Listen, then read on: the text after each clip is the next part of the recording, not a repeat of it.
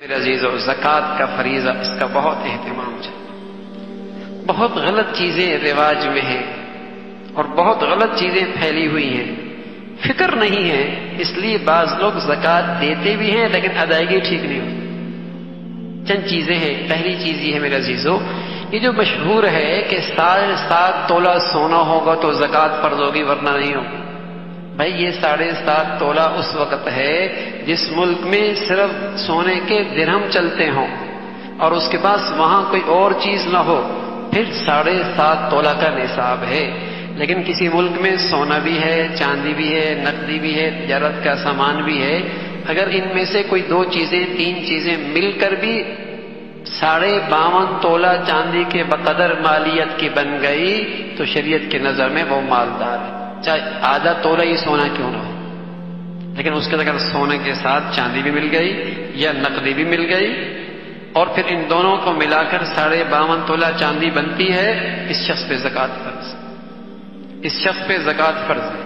اور جس شخص کے پاس یہ چاروں چیزیں نہیں ہیں تو ضروری نہیں کہ ہم اسے زکوٰۃ دے سکتے۔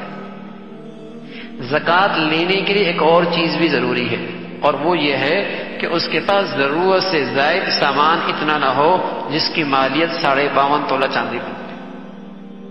تو زکوٰۃ دینے کا نصاب الگ ہے، زکوٰۃ لینے کا نصاب الگ ہے۔ زکوٰۃ دینے میں 4 چیزیں دیکھی جائیں گی، سونا، چاندی، نقدی، تجارت۔ اگر ان کی مالیت 52.5 تولہ چاندی بنتی ہے، یہ شخص شریعت کی نظر میں مالدار ہے۔ اور زکوٰۃ لینے کے لیے 5ویں چیز بھی ہے کہ اس کے پاس ضرورت سے زائد سامان اتنا نہ ہو جس کی مالیت 52.5 تولہ چاندی بنتی ہے۔ گناہوں کے جتنے آلات ہیں یہ سب ضرورت سے زائد ہے، یہ سب ضرورت سے زائد ہے۔ تو ایک تو اس بات کا خیال رہے کہ یہ جو بات مشہور ہے کہ اتنی سونا ہو تو اتنا سونا نہ ہو، تو اصل اس کی حقیقت یہ ہے۔ زیادہ سے زیادہ شیئر کریں۔ مزید اصلاحی بیانات کے لیے ہمارا YouTube channel voice of Islam subscribe کریں۔